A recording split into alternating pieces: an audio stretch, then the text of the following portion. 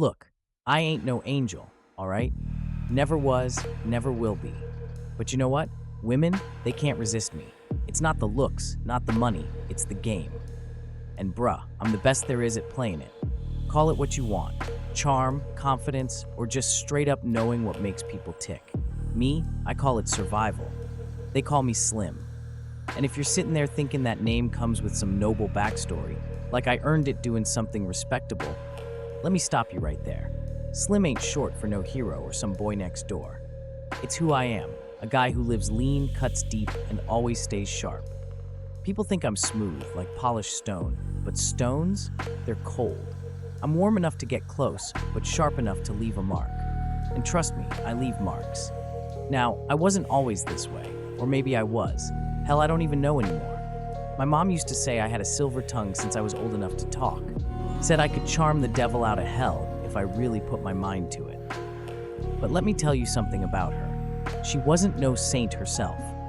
She worked the night shift at this greasy little diner off the main strip. One of those places where the coffee's always burnt and the regulars tip in crumpled dollar bills. She worked double shifts just to keep our lights on and make sure I had food in my stomach. And my dad? He dipped before I could even figure out what a dad was supposed to be. Left her with a kid to raise and a permanent chip on her shoulder about men. Can't say I blame her, though. Life's got a way of making you tough when it's got you pinned to the mat. It was just me and her for a while, living in this rundown apartment where the paint was peeling off the walls and the plumbing always sounded like it was choking. We didn't have much, but what we did have was grit. And for a kid like me, growing up in the hood, grit was everything. You learned fast or you got left behind. I spent most of my time sitting on our stoop, watching the world go by. The streets had their own rhythm, their own code. I'd watch the older cats roll by in their tricked-out rides, music thumping, the smell of their cologne mixed with trouble. They had it all. The shiny cars, the gold chains, the women who followed them like moths to a flame. And me? I didn't just want to be them. I wanted to own the whole damn block. Not the money or the cars or even the women, but the way they made people stop and notice. That was power. And I craved it like a starving man craves his next meal. My mom, she saw it in me early, that hunger. She didn't like it one bit.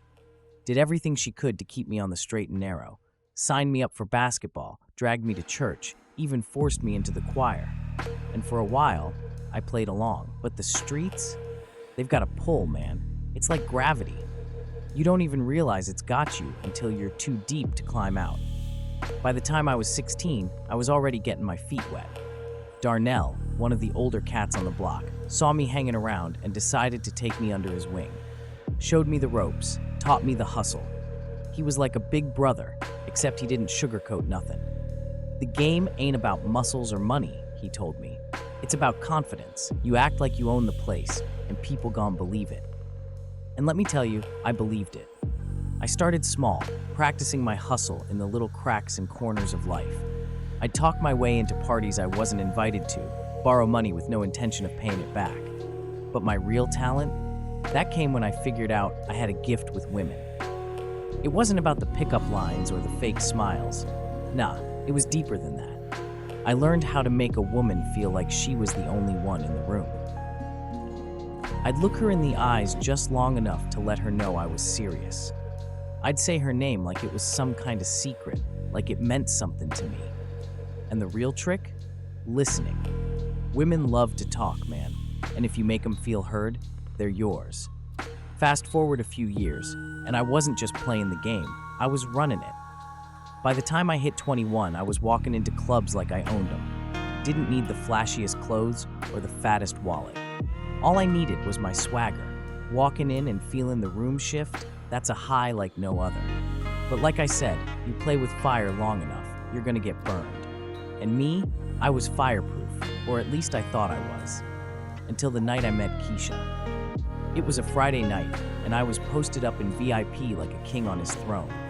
Bottle of Henny in one hand, the other draped over the couch like I owned the place. The bass was thumping, the lights flashing, and the air was thick with sweat and desperation. It was my kind of scene. And then I saw her. Keisha. She wasn't just beautiful, she was dangerous. The kind of woman who walked into a room and made everything else disappear. She had this wild energy about her, like a flame that couldn't be tamed. She was dancing in the middle of the floor, swaying to the beat like it was hers.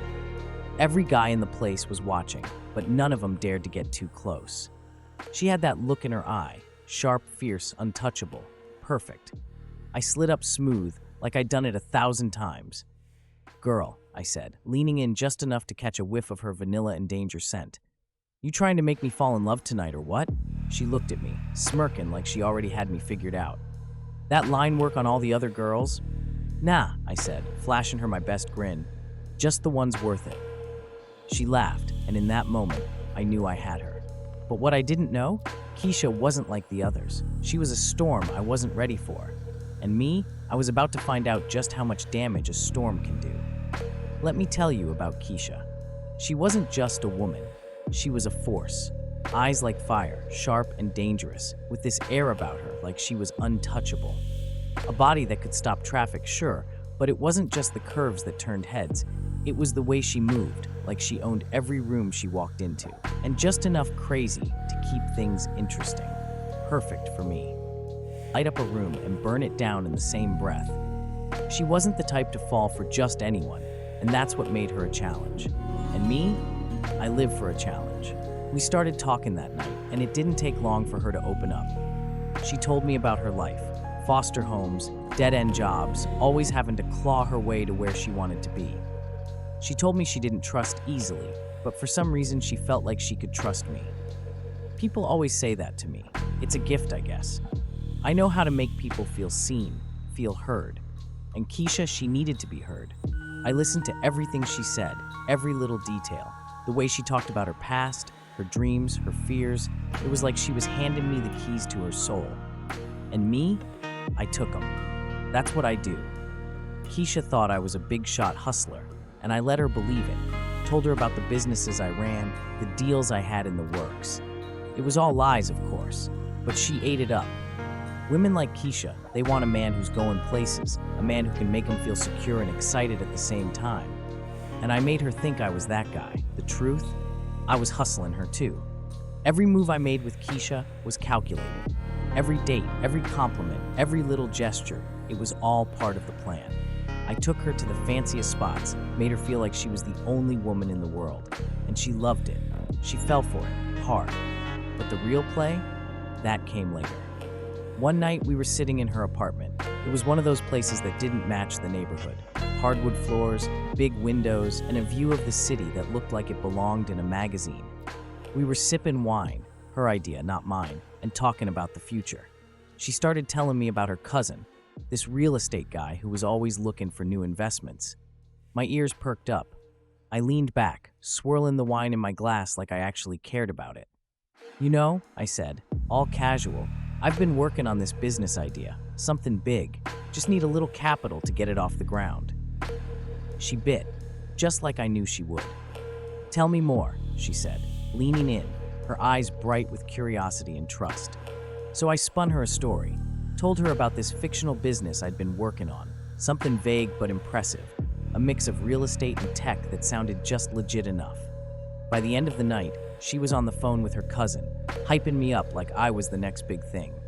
"Slim's got this amazing idea," she told him. "You'd be crazy not to invest." A week later, her cousin wired me $10K, just like that. What did I do with the money?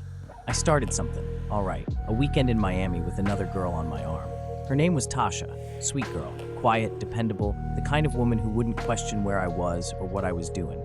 She was my escape from the chaos, my safe zone. With Keisha, everything was fire, intense, unpredictable, wild. But Tasha, she was calm, easy, simple. For a while, I thought I had it all figured out. Balancing Keisha and Tasha, playing both sides like a pro. But here's the thing about playing the game for too long. Eventually, the game plays you. Keisha wasn't stupid, and me, I was too caught up in my own hustle to see the storm brewing. When it hit, I wasn't ready. But that's the thing about storms. They don't wait for you to get ready. They just come, and they leave you to pick up the pieces. Or in my case, get buried under them. The thing about playing the game, eventually, the game plays you. I had Keisha on one side, Tasha on the other. Two completely different worlds, two completely different women. Keisha was my fire, my chaos, the thrill I craved. She made life unpredictable, exciting. Every moment with her felt like walking a tightrope with no net below. But Tasha, she was my peace, my calm after the storm. The type of girl who'd send me texts like, "Did you eat today?" or "Be safe, baby." Meanwhile, Keisha would blow up my phone with, "Where you at?" and "Who you with?" I thought I was smart enough to juggle them both, to keep them in their lanes, never crossing paths. I thought I was untouchable, too slick to ever get caught. But Keisha, man, she was smarter than I gave her credit for. Here's the thing about fire, it spreads. And I didn't realize just how fast it was spreading until it was too late. At first, it was subtle. Keisha started asking questions, small ones, things I could brush off with my usual charm. "Why you always working late? Why's your phone always on silent?" I'd flash her a grin, maybe pull her close, and drop that line she loved so much. "Come on, baby, you know I'm hustling for us." She'd look at me for a moment, trying to decide if she believed me. Sometimes she'd let it slide. Other times, she'd give me this sharp little smile that made my stomach twist, like she already knew the answer and was just waiting for me to slip up. The questions didn't stop, though, and one night, I slipped. It was late, too late, when I came back to her place. The lights were off, but I could see her silhouette sitting on the couch, the blue glow of the TV outlining her figure. My gut told me something was off, but I still tried to play it smooth. "Hey, baby," I said, leaning in like nothing was wrong. She didn't even look at me. Her voice cut through the darkness. "Who's Tasha?" I froze. My heart stopped for a beat, but I forced myself to laugh it off. "Tasha? Who's that?"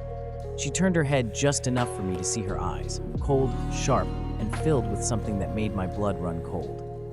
"Don't play dumb, Slim. I went through your phone." Now let me pause here. A lot of dudes would have blown up, started yelling about privacy, turned the blame on her. But not me. I knew better. You don't lose your cool, no matter how hot the seat gets. So I smiled, shook my head like she was being ridiculous. "Keisha, come on. You know I'd never do you like that." But Keisha, she wasn't buying it.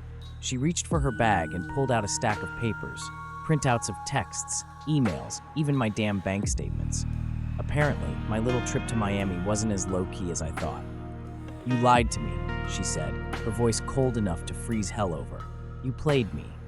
I tried every trick in the book to talk my way out of it, spinning lines like I was throwing spaghetti at a wall, hoping something would stick. "Baby, it's not what it looks like. You're the only one for me, I swear." But Keisha, she wasn't having it. Her eyes burned with a mix of hurt and rage. And when she said, "We're done," I knew it wasn't just over. It was about to get worse. You see, Keisha wasn't the type to just walk away. She wanted me to feel it. A couple days later, I get a call from Tasha. The moment I picked up, she was screaming into the phone, her voice shaking with rage and heartbreak. "Who the hell is Keisha, and why is she at my door?" Before I could even respond, she hung up. My heart was pounding as I jumped into my car, racing toward Tasha's place. I didn't know how bad it was, but I knew it wasn't good. When I pulled up, the scene was straight out of a nightmare. Keisha and Tasha were on the front lawn, yelling at each other so loud the whole block was probably watching from their windows. Keisha stood tall, pointing her finger like a weapon, her voice dripping with venom. "You want to know what your sweet little boyfriend's been up to? Let me tell you about Miami."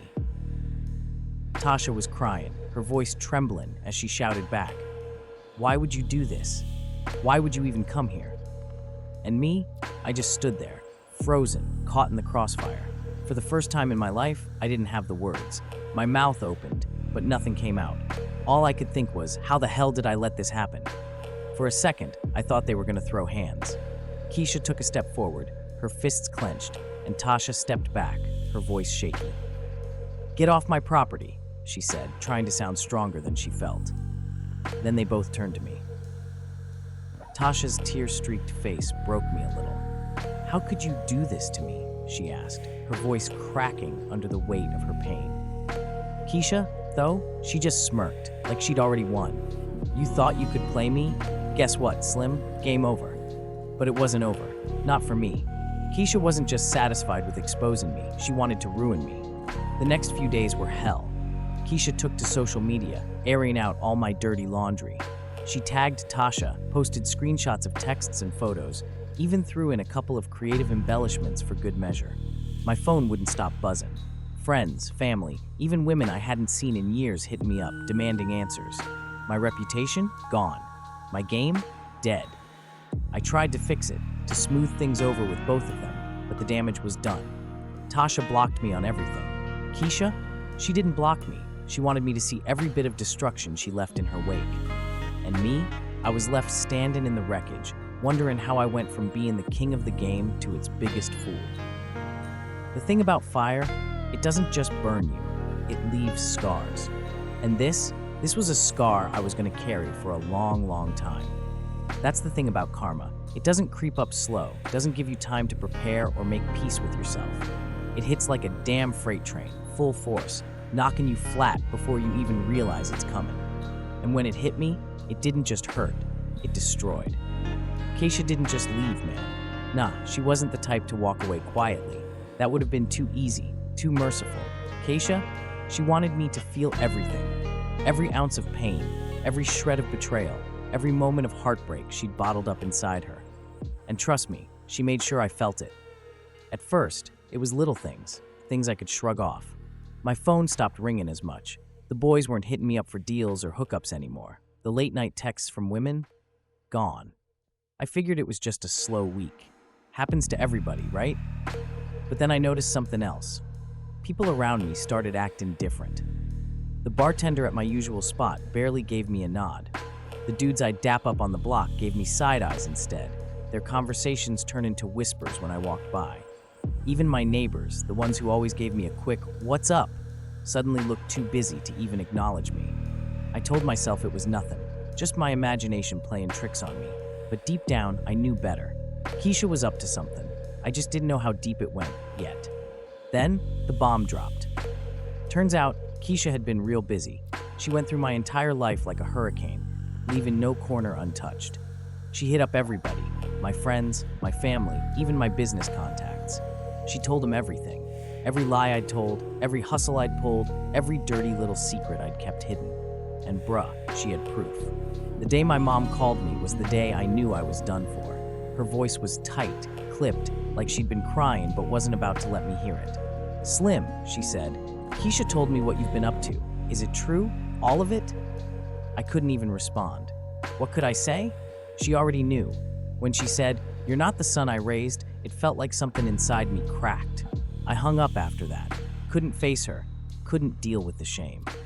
But Keisha wasn't done. Oh no, she wasn't even close. She went for the jugular.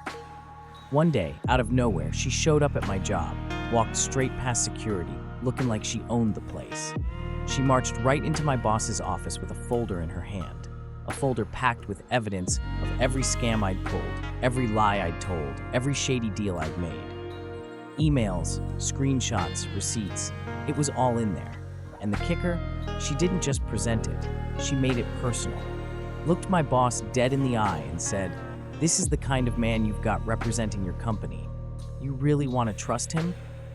By the time I got called into the office, it was already over. My boss didn't even let me explain. He just slid the folder across the desk and said, "You're done." I walked out of there feeling like my whole world had just collapsed. But the worst part, Keisha wasn't finished.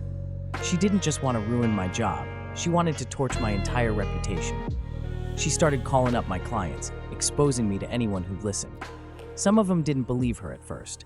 They thought I was too smooth, too sharp to get caught up in something like this. But Keisha, she had receipts for days. She showed them the texts, the emails, the phone calls where I'd made promises I never planned on keeping.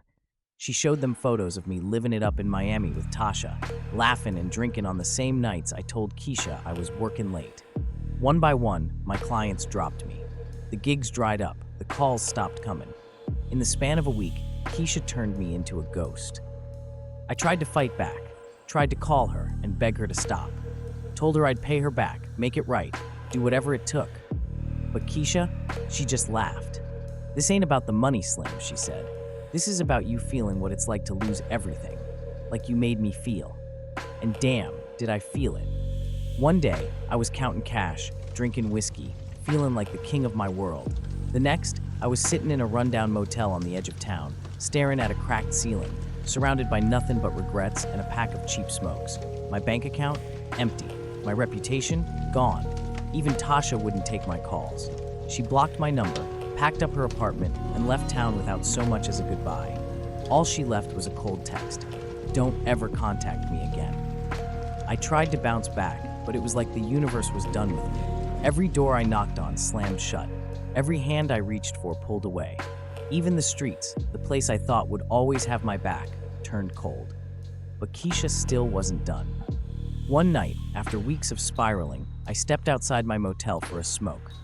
The air was thick, heavy, like it was about to storm. I lit a cigarette, leaned against the wall, and stared at the empty parking lot, wondering how the hell I got here. That's when I heard it, the slow rumble of a car pulling in. I didn't think much of it until the window rolled down, and there she was, Keisha. She didn't say a word, just sat there behind the wheel, staring at me with those fire-filled eyes of hers. And then she smiled. Not a smug smile, not a taunting one, just a satisfied, quiet smile. The kind that said, I won. She drove off without a word, leaving me standing there in the dark, feeling more empty than I ever had before. That's the thing about karma. Once it gets going, it don't stop. And me, I learned that the hard way. Do I deserve it? Probably. Would I do it all again? Hell yeah. So here I am now, sitting in this rundown motel with flickering neon lights outside the window, the kind of place where broken men come to hide from their mistakes. No Keisha, no Tasha, no money, just me, my scars, and a little bit of wisdom, if you can even call it that. Want to know what I've learned through it all? Don't trust nobody, not even yourself. You'd think losing everything would humble a man, right? Make him rethink his life, maybe find some redemption. But me? Nah. Redemption's just a fairy tale people tell themselves to sleep better at night. Cross Swent. I've had dirt under my nails for too long, and I know who I am. There's no saving me, no turning over a new leaf. And the truth is, I don't even want it. If anything, I respect how it all went down. Keisha played the game better than I did. That's the cost of being me, bruh. Let me paint you a picture of my life now. The carpet in this place smells like stale cigarettes and spilled beer, a combo that clings to your clothes and your soul. The bed creaks with every move, and it feels like it's been slept on by every other sorry fool who found themselves here before me. My only companions are a pack of smokes, a half-empty bottle of Jack, and the whine of an air conditioner that's struggling to fight off the heat. Outside, the street lamp flickers, casting jittery shadows across the pavement. Every now and then, you hear the distant wail of a siren or the screech of tires from someone taking a corner too fast. It's the kind of place where people go to disappear, and right now, that's exactly what I'm trying to do. Funny thing is, I never thought I'd end up like this. Even at my lowest, I always believed I'd land on my feet. Thought I was too slick, too smart, too untouchable. Turns out, nobody is. Not me, not Keisha, not anybody. Most nights, I sit here and replay it all in my head like a movie stuck on repeat. The smooth talking, the late nights, the lies that came so easy it was like second nature. I think about the women too, Keisha, Tasha, and all the others who fell for my lines. The ones who saw something in me that wasn't there, who thought I could be more than the sum of my scams. And I wonder, did they know deep down that I was no good? Or did they believe in the man I pretended to be? People call me a monster, a liar, a cheat, and maybe they're right. But you know what they can't call me? Boring. I've lived a life most people can't even imagine. And yeah, I paid the price for it. But that's the thing about this life. If you want to play, you gotta pay. And I played hard. I remember something Keisha told me once, back when we were still good. It was one of those rare moments when she wasn't throwing shade or calling me out. She looked me dead in the eye and said, "Slim, you think you're untouchable, but you're not. One day, you're gonna mess with the wrong person.